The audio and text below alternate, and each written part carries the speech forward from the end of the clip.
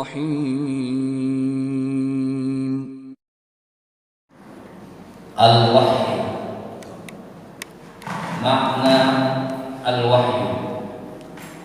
Wal-wahyu masdar wa madatul kalimati tadullu ala ma'nayaini asliyaini. Wahyu adalah bentuk masdar.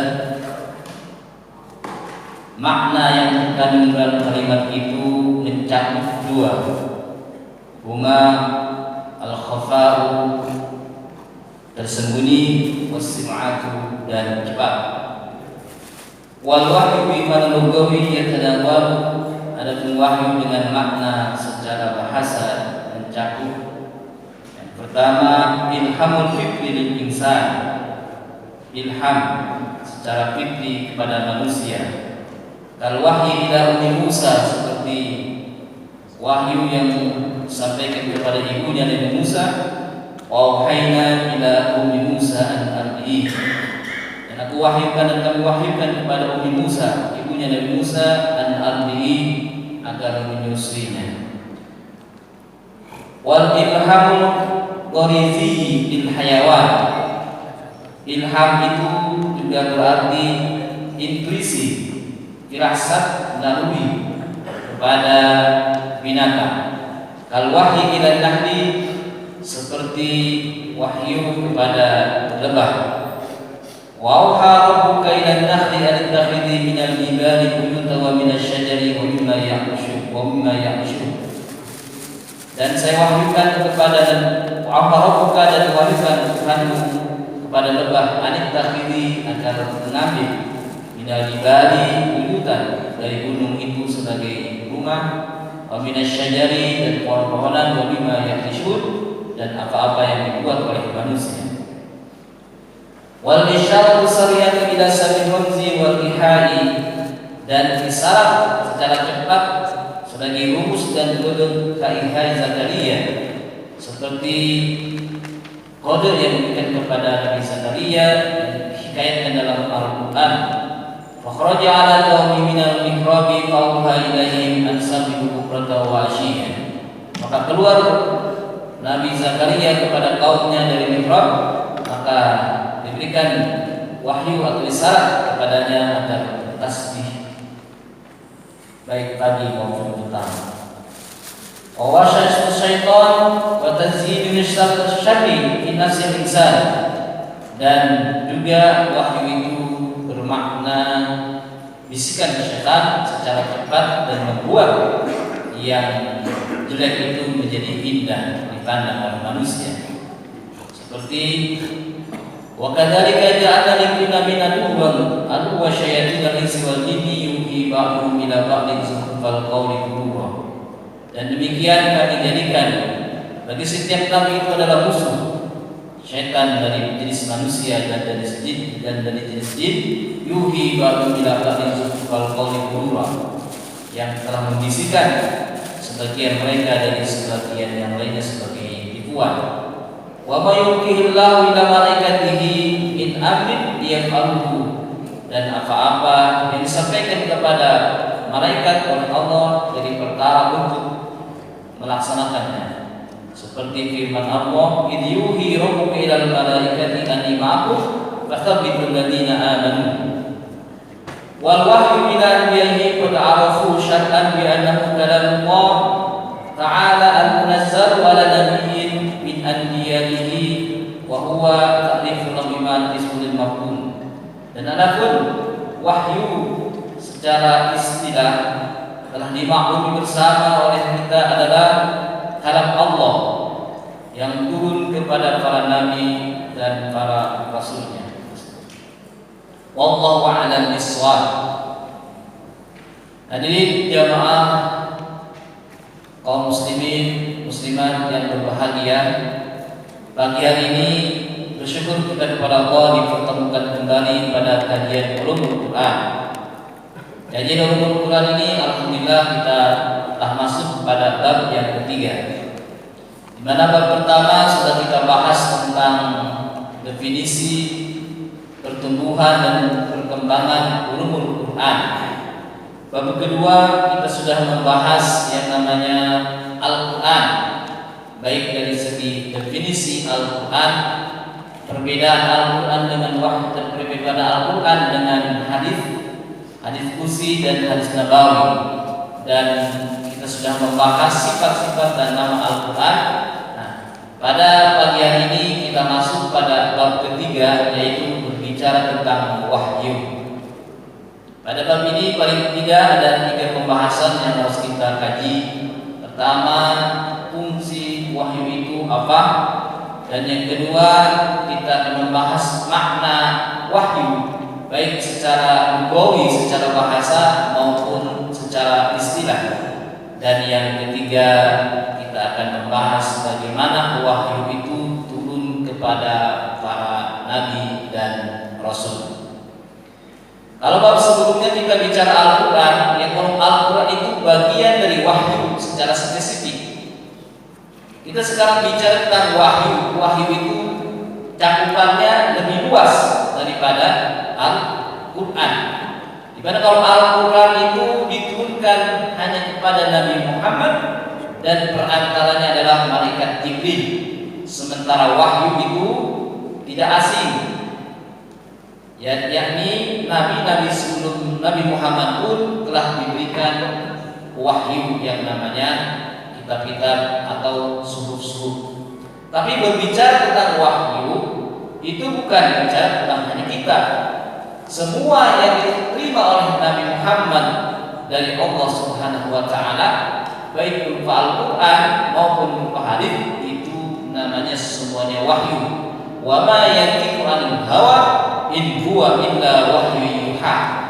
Nabi Muhammad itu apa-apa yang diucapkannya itu tidak berdasar kepada hawa nafsunya. Semua yang diucapkan Nabi itu adalah berdasarkan wahyu. Nah, berbicara tentang wahyu, tentu kita pertama harus mengetahui fungsi wahyu itu adalah apa. Di dalam Al-Quran itu disebutkan alladzi 'allama bil qalam 'allama al-insana ma lam ya'lam. Dalam ayat itu paling tidak ada 2. Kalau manusia itu kepengen mendapatkan ilmu, caranya ada 2. Cara yang pertama dengan mencari, yakni dengan belajar. Itu allama bil qalam. Cara kedua, alamal insana ma lam ya'lam. Bisa juga kita tidak belajar tapi punya dapat ilmu yang lebih daripada orang yang belajar. Itu caranya dengan diberikan wahyu. Bisa nggak seperti ini kita? Tentu tidak bisa. Kita bukan nabi, kita bukan rasul. Nah, makanya kalau kita kepengen menjadi orang alim, kepengen menjadi pintar, tidak ada jalan kecuali kita dengan cara belajar, menuntut ilmu di majelis taklim atau menuntut ilmu di universitas. Nanti seadanya, udah tua-tua aja kan, belajar lagi S2, S3 kan bisa, tak ada batasan umur. Mau gitu, kuliah lagi. Itu cara kita dapat ilmu. Tapi selain itu, mendapatkan ilmu itu bisa juga dengan diberikan namanya wahyu.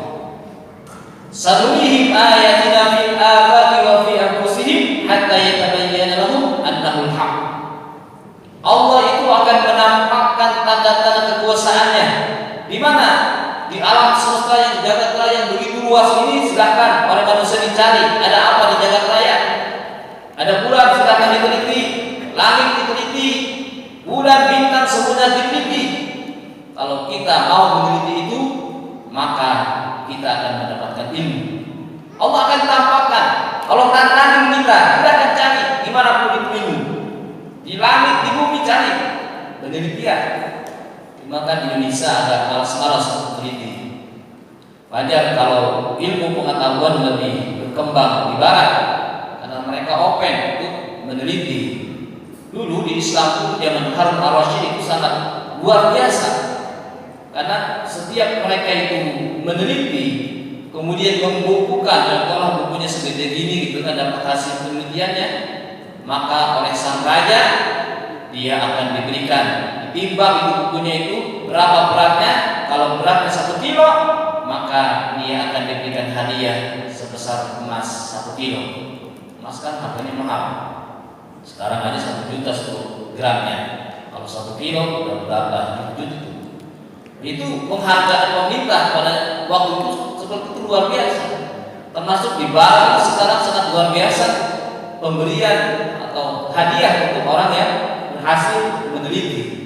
Nah, sekarang di Indonesia ya baru di universitas yang negeri A saja, dan itu pun tidak seberapa ya, tapi harus melalui proposal dulu. Kalau mau ya silahkan. Itu di kampus-kampus ya. Di kita ya sebagai masyarakat biasa, kalau kita menemukan sesuatu ya tidak dapat apa-apa.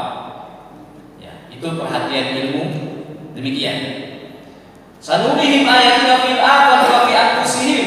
Dalam jiwa kita ini kalau kita renungi akan banyak ilmu. Coba kita ketahui, itu munculnya ilmu psikologi karena mereka mau mempelajari manusia sisi dalamnya. Munculnya ilmu kedokteran itu karena mempelajari manusia. Munculnya ilmu anatomi juga karena manusia mau belajar manusia. Jadi manusia belajar manusia aja itu akan memunculkan ilmu pengetahuan. Nah, cuma ternyata yang namanya akal kalau digunakan untuk mencari ilmu, sehebat apapun itu orangnya, maka akal itu akan ada kalanya mentok. Tak mampu lagi untuk menerka alam semesta, tak mampu lagi untuk menerka dirinya sendiri, manusia sendiri. Kadang-kadang mentok. Itu namanya akal. Maka selain akal itu ada namanya wahyu. Jadi sebetulnya antara akal dengan wahyu itu saling beriringan. Tapi manakala akal sudah mentok, wahyu tetap akan terus jalan. Contohnya apa? Memang manusia itu banyak yang melakukan penelitian, yang penelitian itu ternyata sejalan dengan apa yang diwahyukan oleh Allah Subhanahu wa taala kepada baginda Rasul. Di dalam hadis itu kan terkenal ya, najis itu kan tentang najis, najis mukhafafah, mubalaghah dan mutawassithah. Kata baginda Rasul, yughsalu an baulil jariyah wa yurashu an baulil gulam. Manakala anak kecil perempuan, bayi perempuan, ketika dia pipis, maka kencingnya itu harus dicuci seperti mencuci najis-najis pada umumnya. Tapi kalau yang kencing itu adalah bayi laki-laki yang masih kecil, yang belum umurnya 2 tahun, belum makan apa-apa kecuali ASI, maka cukup dicipratin saja oleh air, nggak perlu dicuci seperti biasanya, karena itu jenis najisnya adalah najis mukhafafah. Nah, itu Rasul ternyata hebat. Waktu Nabi lahir itu belum ada penelitian yang dilakukan oleh para dokter. Ternyata itu luar biasa. Setelah diteliti, kenapa itu kalau bayi laki-laki itu cukup dicipratin saja? Ternyata kalau laki-laki itu minumnya banyak. Kalau minumnya banyak, yang keluar lebih encer. Beda dengan perempuan, sedikit demi sedikit. Jadi kalau minumnya sedikit, yang keluar jadi lebih kental. Kan dibedakan dengan Islam. Penelitian itu. Bahkan ini ada kasus seperti ini. Di sebuah rumah sakit ada istilahnya, kalau difilmkan judulnya bayi yang tertukar. Bayi yang tertukar itu dua orang wanita itu melahirkan dalam waktu yang sama. Cuma pelayannya itu teledor, tidak diriin. Bayi ini anaknya si A, bayi ini anaknya si B. Dan yang lahir itu laki-laki dan perempuan. Bayi itu ada laki dan ada perempuan. Cuma yang melahirkan ini si A dan si B kepengen dua-duanya anaknya laki-laki, sehingga yang laki-laki itu diakui oleh dua orang ibu itu. Nah, akhirnya apa yang terjadi? Bingung tuh si perawat. Harus gimana ini? Si ibu ini ribut, kepengen dua-duanya anaknya laki-laki. Karena mirip itu, bayi itu mirip, dua-duanya putih dan semuanya kepengen yang jenis kelaminnya laki-laki. Wajar itu. Kita kepengen anak pertama biasanya laki-laki dulu. Nah, ditanya kepada sang ustaz, gimana ini caranya ini supaya beres urusan ini, tidak ribut sini-sini ini. Oh, ini aja Bu. Ibu silahkan cek itu perempuan ibu itu yang melahirkan mana ASINY-nya yang lebih banyak. Bagi si ibu yang ASINY-nya lebih banyak, itulah anaknya laki-laki. Nah, kata si dokter, Bapak tahu dari mana? Kok bisa menyimpulkan seperti itu? Di dalam Al-Quran itu disebutkan, lidzakari mithlu hadzil unthayain. Bagi laki-laki itu dapat jatah 2 kali daripada perempuan. Jadi memang dari sononya laki-laki itu diberikan jatah lebih besar dari perempuan. Akhirnya barulah ketemu. Setelah dites ternyata si A lah yang ASINY-nya lebih banyak, maka dia berhak mendapatkan anak laki-laki itu, berarti anak si A. Kan? Ternyata di akhir saat ini belum lama kan? Dalam kajian neuroscience itu, di dalam jiwa laki-laki otaknya itu ada namanya hipotalamus.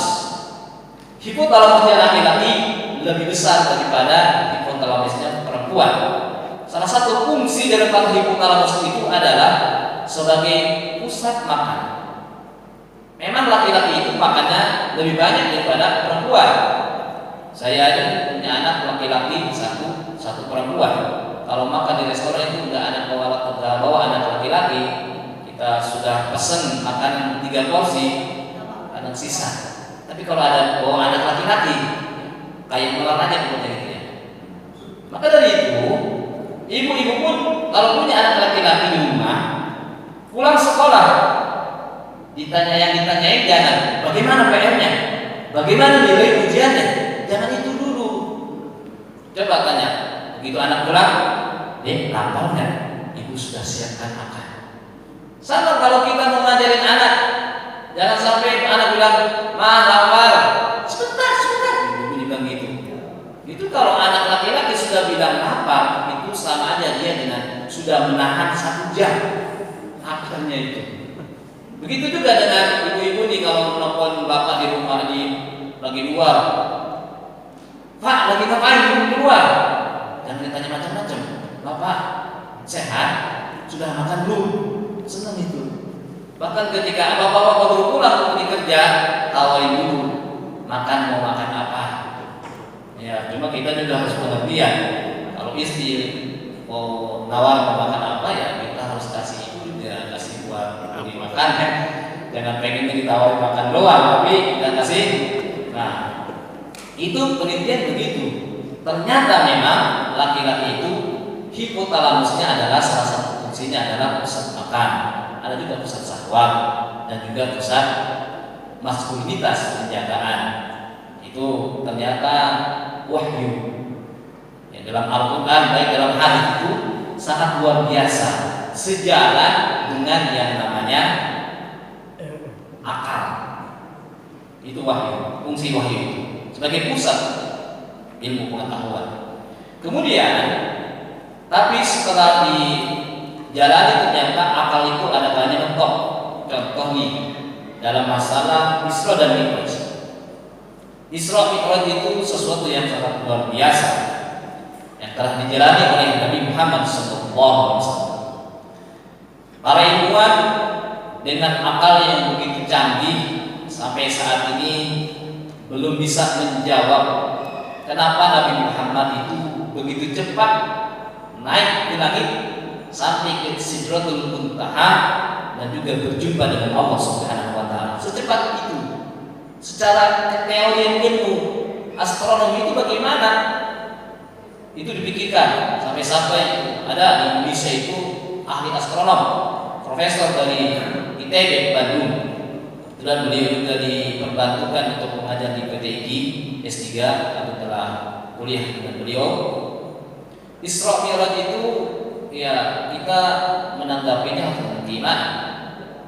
Walaupun diilmiahkan, paling tidak ilmiahnya itu begini. Isra Mi'raj itu adalah sesuatu kejadian luar biasa yang di luar nalar manusia. Kenapa? Dengan cepat Nabi Muhammad sampai ke langit itu karena Nabi Muhammad itu sudah keluar dari ruang dan waktu. Itu keluar dari ruang waktu. Sama seperti kita sudah meninggal, itu namanya sudah keluar dari ruang dan waktu. Manusia itu ketika dicabut nyawanya dari badannya, dari bawah dulu tuh kan, dari kaki, pernah nggak memperlihatkan orang yang dicabut nyawanya? Itu dari bawah dulu, kakinya bergerak sampai ke badannya, terus ke atas terus sampai akhir-akhir itu di ubun-ubun.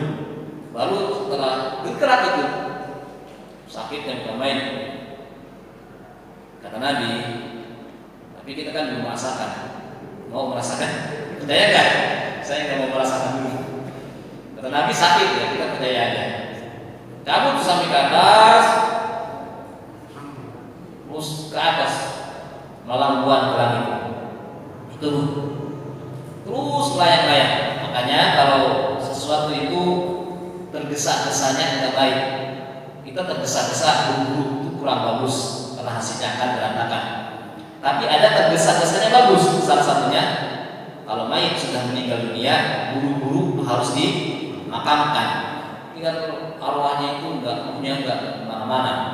Nah, baru nanti ketika ruh itu jasadnya sudah dikubur, ruh itu baru dikembalikan ke jasadnya itu untuk disoal. Tapi di soalnya di dalam kubur itu bagaimana? Apakah kita bisa melihat ketika kita gali lagi itu, digali lagi kuburannya, apakah kita bisa melihat buat apa di malaikat gitu? Enggak. Itu walaupun kita gali tetap aja seperti itu jasadnya. Nah, karena itu sudah keluar dari ruang dan waktu. Itu begitu. Sudah keluar dari ruang dan waktu. Artinya ruang itu kalau kita bisa dilihat gitu kan. Kalau waktu ada waktunya, kalau orang sudah meninggal, sudah terlepas dari dunia itu sudah keluar dari ruang dan waktu. Nabi Muhammad itu ketika Isra dan Mi'raj itu kenapa begitu cepatnya sampai ke langit dalam sekejap, melebihi kecepatan cahaya? Kata Profesor Thomas Jamaluddin, Nabi Muhammad itu sudah keluar dari ruang dan waktu. Hanya sebatas itu akal mikirinnya. Sampai saat ini belum begitu ditemukan bagaimana bisa kecepatan itu. Makanya mentok di situ akal. Wahyu bisa terus berjalan. Kalau sebab itu wahyu itu lebih unggul daripada akal. Walaupun nanti barat itu ada perdebatan apakah akal itu lebih mengungguli wahyu atau bagaimana, itu kan dunia barat. Kita sebagai seorang beriman tetap wahyu itu nomor satu. Tetap wahyu itu paling utama. Akal silahkan kalau menerima wahyu akan ketemu, tapi satu saat akal tidak akan melampaui yang namanya wahyu. Jadi seperti itu namanya fungsi wahyu sebagai pusat ilmu pengetahuan. Kita mau apa saja, kata Imam Al-Ghazali, mau apa saja kita merujuk kepada Al-Quran itu akan ditemukan. Nah, sekarang kalau demikian, apa itu yang disebut dengan wahyu? Wahyu itu memang berbahasa Arab. Wahyu itu berbahasa Arab, tapi sudah menjadi bahasa baku, bahasa Indonesia. Bahkan tak jarang orang yang namanya wahyudi, gitu kan? Wahyudi itu artinya wahyu agama.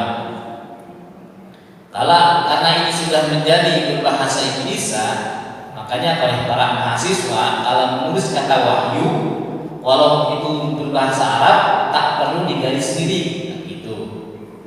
Ada serapan-serapan dari bahasa Arab, kalau sudah menjadi bahasa Indonesia, itu tak perlu digaris gini. Ada yang mau nulis skripsi, disertasi, tesis.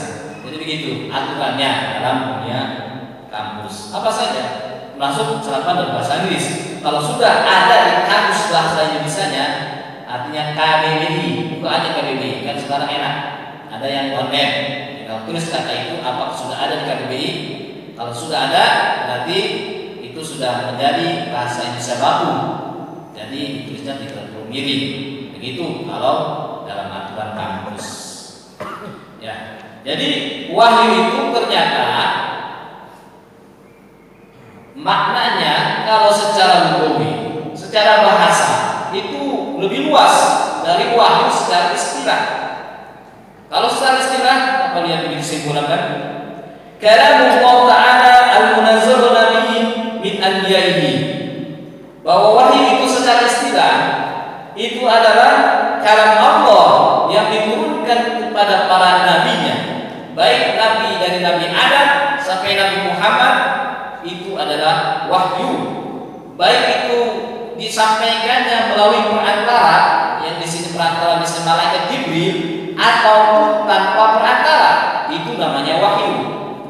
Kalau Al-Quran sudah jelas turunnya kepada Nabi Muhammad pakai perantara, yaitu malaikat Jibril. Tapi yang namanya wahyu ada kalanya sampai tanpa perantara, bahkan bisa sampai dalam mimpi. Itu wahyu. Terbukti nabi-nabi itu dahulu pun juga diberikan wahyu. Perantara malaikat Jibril ya sudah jelas itu jadi kitab. Nabi Adam itu juga diberikan wahyu, bahkan bertemu dengan malaikat Jibril sebanyak 12 kali. Nabi Adam. Nabi Idris juga bertemu dengan malaikat Jibril 4 kali. Dan itu bertemunya itu bukan hanya sekadar bertemu, tapi saling memberikan motivasi, bahkan memberikan wahyu malaikat Jibril. Kemudian Nabi Nuh bertemu dengan malaikat Jibril 4 kali. Nabi Yakub 4 kali. Nabi Ibrahim juga bertemu dengan malaikat Jibril, menerima wahyu itu sebanyak 40 kali. Nabi Musa sebagai kalimullah itu berjumpa dengan malaikat Jibril sebanyak 400 kali. Nabi Ayub, bapaknya Nabi Yusuf, itu juga bukan Nabi Ayub, Yakub itu bapak Nabi Yusuf. Nabi Ayub itu bertemu dengan malaikat Jibril 3 kali. Nabi Isa yang dianggap sebagai Tuhan oleh kaum Nasrani itu bertemu dengan malaikat Jibril sebanyak 10 kali. Dan paling banyak itu yang bertemu dengan malaikat Jibril yaitu Nabi Muhammad SAW sebanyak 24.000 kali. Itu bertemu malaikat Jibril. Nah, 24.000 itu malaikat Jibril kepada Nabi Muhammad memberikan wahyu. Dan ternyata di luar itu Nabi Muhammad juga menerima wahyu tanpa perantara. Seperti dalam mimpi, nanti kita akan bicara bagaimana wahyu itu sampai kepada Nabi Muhammad SAW. Nah, ini seperti itu. Wahyu itu sampai kepada para nabi bisa aja dengan perantara, juga tanpa perantara. Nah, sekarang itu wahyu secara istilah. Justru mana wahyu secara istilah ini lebih spesifik, yang kita kenal khusus untuk ini. Wahyu itu adalah sesuatu yang diturunkan oleh Allah kepada para nabinya. Nah, juga kalau kita memahami wahyu itu, ada kalanya wahyu itu secara bahasa. Ternyata secara bahasa itu lebih luas artinya. Di sini yang pertama itu wahyu itu namanya ilhamul fitri lil insan. Ilhamul fitri. Jadi firasat, intuisi yang secara fitrah diberikan kepada manusia. Seperti apa? Wa auhayna ila ummi Musa an ardihi.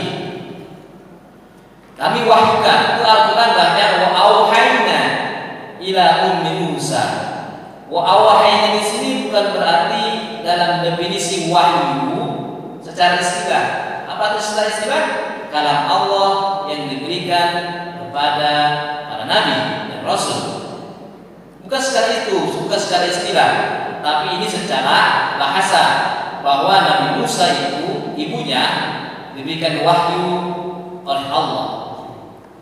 Memang secara fitrah itu manusia itu kan ibu sama anaknya pasti dia mencintai anaknya. Zaman Nabi Musa lahir itu yang berkuasa pada waktu itu adalah Fir'aun. Siapapun yang melahirkan bayi laki-laki, perintah sang raja, maka dia harus dibunuh. Kan begitu.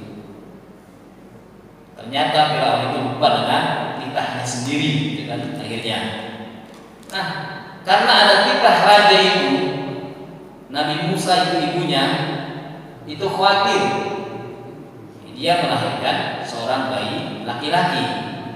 Akhirnya diberikan firasat oleh Allah, diberikan pengetahuan oleh Allah kepada ibunya Nabi Musa, kalaulah engkau khawatir terhadap bayimu itu, silahkan bayimu itu hanyutkan saja di Sungai Nil.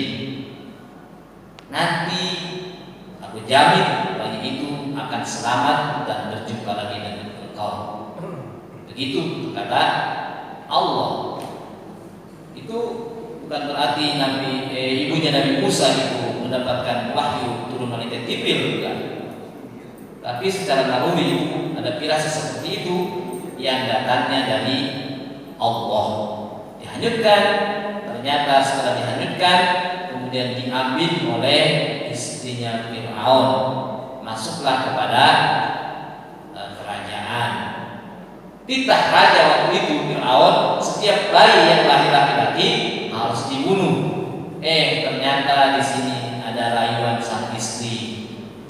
Nah, makanya ini istri itu sangat berpengaruh. Sangat berpengaruh. Kalau pejabat itu bisa aja korupsi karena rayuan istrinya. Tapi orang juga bisa sukses ternyata berkat doa sang istrinya. Luar biasa. Maka istri itu harus betul-betul mengayomi dan sejalan dengan seorang suami. Terus Fir'aun itu dia memerintahkan kepada semua penduduknya agar kalau ada bayi laki-laki harus dibunuh. Ternyata ketika ada rayuan dari sang istrinya, lupa dia dengan titahnya sendiri. Akhirnya Nabi Musa ada di lingkungan kerajaan. Dan bayi masih kecil disuruh kepada perempuan, pada semua perempuan kagak ada. Akhirnya datanglah ibunya Nabi Musa untuk melamar untuk menyusui Nabi Musa itu. Akhirnya masuklah ibunya Nabi Musa ke kerajaan, digaji istri Nabi Musa, ibunya Nabi Musa, dan bisa menyusui anaknya sendiri. Tapi apa yang terjadi? Gede, ternyata Nabi Musa justru jadi musuhnya Fir'aun. Ya, seperti itu. Itu auhayna yang terdapat dalam surat Al-Qasas ayat 7 itu bukan berarti maknanya wahyu secara istilah, tapi wahyu itu namanya ilhamul fitri lil insan. Kemudian yang kedua, di dalam surah An-Nahl ayat 68 ada juga kata wa auha rabbuka ila nahli anittakhidhi minal jibali buyutan wa minasy syajari wa mimma ya'rishun. Dan Tuhanmu telah mewahyukan kepada hamba. Auha itu apa maksudnya? Apakah auha yang maksudnya wahyu secara istilahi? Tentu bukan. Ini auha di sini maknanya adalah ilhamul gharizi lil hayawan, intuisi atau firasat naluri hewan. Jadi hewan-hewan itu bikin rumah, rumahnya itu firasat hewan yang itu juga tentu datangnya dari Allah Subhanahu wa taala. Di sini di dalam Al-Quran itu ada surat namanya An-Nahl. An-Nahl itu ada lebah. Ini kalau kita renungi sangat luar biasa lebah itu. Lebah itu mempunyai rumah, kadang-kadang di pohon, kemudian bisa juga di buah-buahan atau di rumah-rumah kadang-kadang itu. Padahal itu dari struktur rumahnya itu lemah, tapi kenapa bisa menampung madu atau dari hasil lebah itu sangat kuat. Dan kita renungi ternyata kenapa Al-Quran mencantumkan itu di dalam Al-Quran itu ada surat namanya surat An-Nahl. Ini perlu kita renungi. Ternyata yang namanya lebah itu adalah pertama dia itu punya kebiasaan makannya nggak mau makan yang jelek-jelek. Kalau lebah itu makan, pasti yang dimakan dia adalah saripati daripada bunga. Bunga itu lebah. Ketika makannya yang bagus-bagus, halal thayyiban, maka lebah itu kemudian menghasilkan madu yang bisa menjadi obat dan bisa menjadi kekuatan tubuh bagi manusia. Pakai ana istajabu atau mau tu'amu min haramin wa maslabu min haramin. Bagaimana Allah bisa mengabulkan doa seorang hamba kalau dia makannya makanan yang haram? Kailan nahli anittakhidhi min al-jibali buyutan wa min asy-syajari wa mimma ya'rishun. Auha. Apa yang maksud awal di sini bukan maknanya wahyu secara istilah, tapi di sini adalah wahyu secara lugawi. Kemudian yang ketiga, wahyu itu juga bisa jadi kode, bisa jadi rumus yang sangat cepat, kode seperti yang diberikan kepada Nabi Zakaria. Fa kharaja 'ala qaumihi minal mihrab fa auha ilaihim an sabbihu bukratan wa 'ashiyya. Nabi Zakaria itu kan sebagai istilahnya bukan marbot ya, imam tetap di masjid Palestina yang sekarang masih diribukan. Jadi masjid Palestina itu masjid yang lama sebenarnya. Jadi dia sudah tua, tapi lebih tua Ka'bah. Zaman Nabi Zakaria juga sudah ada. Itu satu hari Nabi Zakaria itu lama keluar, jamaah sudah pada nunggu. Akhirnya Nabi Zakaria keluar dan memberikan kisah dengan cepat agar umatnya waktu itu kaumnya selalu berzikir pagi dan sore. Nah ini ternyata perintah untuk zikir pagi dan sore ini bukan hanya untuk kita sebagai umat Nabi Muhammad. Kita mengenal punya Ratib Al-Haddad, saudara Abdullah bin Alwi Al-Haddad. Kemudian ada juga Wirdul Latif, itu sangat bagus dibaca untuk kita pagi hari. Bahkan dulu sebelum subuh biasanya kan kita di sini waktu 10 menit kan ya. Antara adzan dan iqamah itu dikasih waktu 10 menit. Itu jangan nganggur bengong misalnya. Dulu ada sahabat Nabi yang datang kepada baginda Nabi, ngeluh dia, kumbal badannya, lesu gitu lihatnya. Kenapa? Dia bilang, ini duit sama saya musuhan banget, musuhan duit. Nah, akhirnya kata Nabi, cobalah kamu baca ini di pagi hari. Subhanallah bihamdihi, subhanallahil adzim, astagfirullah. Itu antara ada subuh dan sampai qomat. Subhanallah bihamdihi, subhanallahil adzim, astagfirullah 100 kali. 100 kali. Baca. Kan di sini kan 10 menit cukup. Salat sunah 2 rakaat, habis salat sunah baca subhanallah bihamdihi, subhanallahil adzim, astagfirullah. Subhanallah bihamdihi, subhanallahil adzim, astagfirullah 100 kali. Setelah menjalankan amalan itu sahabat datang lagi kepada Nabi dengan wajah yang begitu ceria. Ternyata sekarang sudah duitnya sudah tidak usul lagi sama dia. Nah, jadi wirid-wirid itu, apapun wirid itu sholawat dan sebagainya, itu namanya ikhtiar batin. Tetap kalau kita mau kepengen hidup banyak duit mah ya nggak cukup dengan ikhtiar batin saja. Wirid di masjid harus ada ikhtiar zahir, harus ada keran. Ya, kalau memang dia punya kerannya kontrakan 100 pintu gitu kan, di masjid saja zikir itu mah nggak apa-apa, karena kontrakannya 100 pintu pasti tingkat. Tapi kalau kita ya gimana lagi ya, sudah pensiun katanya, apalagi ya bisa aja kan, bisa aja kan di mana aja juga ada kerannya, yang penting ada kerannya. Yang sampai begini, ada orang begini, banyak komentar-komentar saya di YouTube itu, ngapain kok pengen kaya wirid? Emang duit datang sama tukang wirid? Ya, kamu yang tiap hari kerja juga kaya belum? Gitu kan kalau dibalikin. Banyak orang yang berangkat pagi, berangkat dia sebelum matahari keluar, pulang setelah matahari keluar.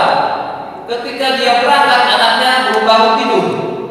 Ketika pulang, oh ternyata anaknya sudah tidur, udah ketemu sama anaknya. Coba orang-orang tua kita dulu di kampung itu, anaknya kayak digilas kayak 30, tapi bisa mewarisi kepada anaknya warisan sawah ini, warisan kebun. Padahal kerja semaunya dia, berangkat siang jam 9, kurang sebelum zuhur sudah pulang itu orang tua dulu, karena mereka punya ikhtiarnya dua, ikhtiar batin dan ikhtiar zahir. Ikhtiar batinnya dia selalu mendekat diri kepada Allah Subhanahu wa taala baik pagi maupun sore, dan ikhtiar zahirnya memang ada kerannya. Sawah itu keran. Kalau bapak ibu sekarang punya kontrakan itu ada keran, punya warung itu kerannya. Nah, jangan sampai salah pahami ini. Wirid-wirid itu maksudnya begitu, ikhtiar batin, tapi perlu juga ikhtiar zahirnya, jangan tiduran. Itu ternyata perintah untuk berzikir pagi dan sore itu bahkan dengan cepat. Masih Nabi Zakaria kepada kaumnya harus senantiasa berzikir pagi maupun petang. Kemudian yang keempat lagi juga wahyu itu ada juga dimakna dengan was-was, bisikan syaitan yang membuat indah segala kemaksiatan. Dalam Al-Quran, wa kadzalika ja'alna likulli nabiyyin aduwwan syayatinal insi wal jin yuhi. Nah, itu adalah kata-kata yuhi. Apa dimaksud yuhi itu? Bukan berarti wahyu secara istilah, tapi maknanya wahyu secara lugawi. Kalau di sini mah ternyata wahyu itu adalah bisikan syaitan. Nah, ternyata di sini Nabi itu punya musuh. Musuhnya dari syaitan manusia, syaitan jin. Nah, dari manusia juga ada syaitannya. Dulu itu pernah ditanya sama Nabi Muhammad, wahai baginda Rasul, memang ada syaitan dari manusia? Oh, ada. Jadi kita harus pahami yang namanya syaitan itu adalah itu kata sifat. Kata sifat. Jadi dulu Allah pertama kali menciptakan itu adalah sebelum manusia pun sudah menciptakan namanya iblis. Iblis itu jenis jin, dedengkotnya jin. Dia melawan terhadap perintah Allah untuk sujud kepada Nabi Adam, dia tidak mau, putus asa, makanya disebut ablasa. Dia akan dicap selamanya akan masuk neraka. Itu iblis, ablasa. Jin yang pertama kali dedengkotnya disebutnya iblis. Kemudian ada jin. Apa itu jin? Jannah. Jannah itu akhirnya artinya tidak terlihat, makhluk yang tidak terlihat oleh kita. Nah, jin itu juga sama seperti manusia, diperintahkan bahwa Allah khalaqal jinna wal insa illa liya'budun. Tidaklah menciptakan manusia dan jin kecuali untuk menyembah. Jadi kita sama-sama jin juga disuruh menyembah, manusia juga disuruh menyembah. Nah, coba ada karakternya. Karakter jin itu ada yang jelek, ada yang bagus. sama halnya seperti manusia. Ada yang jelek, ada yang bagus. Manusia kalau sifatnya itu suka gembor-gemborin hal yang jelek, memberikan dorongan agar melakukan yang jelek, berarti itu adalah manusia yang punya sifat setan. Minal jinnati wan nas. Jelas di sini juga syayatinal insi wal jin. Jadi manusia itu juga ada sifat setannya. Jin dan manusia. Jadi kalau manusia itu saling mengatakan kata-kata yang jelek atau membuat tipu daya, itu juga namanya juga setan dari jenis manusia. Kemudian yang terakhir, wa may yulqillahu ila malaikatihi min amrin liyaqulu. Juga ada juga yang namanya wahyu itu bermakna perintah yang disampaikan kepada para malaikat. Seperti dalam surat Al-Quran 4 ayat 12, "Idh yuhi rabbuka ilal malaikati anni ma'akum fathabbitul ladzina amanu." Idh yuhi ketika diwahyukan, mewahyukan Rabbuka Tuhan ilal malaikat kepada malaikat agar membersamai kaum muslimin ketika perang Badar. Yang mana pada waktu perang Badar itu kan jumlahnya ketika pasukan kaum muslimin itu sedikit, tapi dari pasukan kaum kafir Quraisy itu sangat banyak sekali. Tapi Allah memerintahkan kepada para malaikat untuk membersamai kaum muslimin dalam perang Badar, sehingga perang Badar itu dimenangkan oleh kaum muslimin. Nah, pagi ini aja untuk pagi hari ini kuliah subuh untuk ulumul Quran. Kita sudah sedikit belajar tentang namanya makna daripada wahyu. Mudah-mudahan kita diberikan umur yang sehat selalu, panjang umur, kita terus menggali ilmu-ilmunya Allah. Kita tutup dengan sama-sama doa kafaratul majlis dan doa itu apa namanya?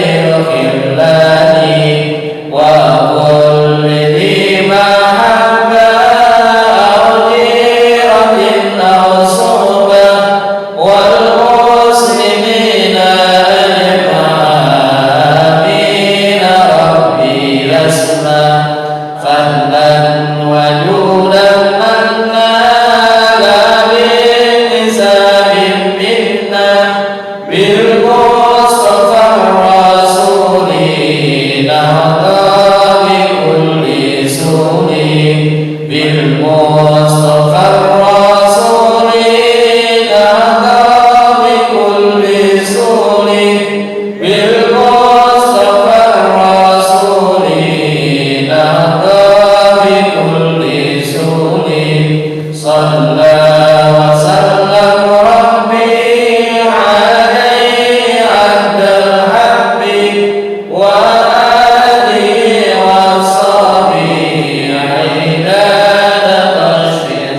الصبح والضحى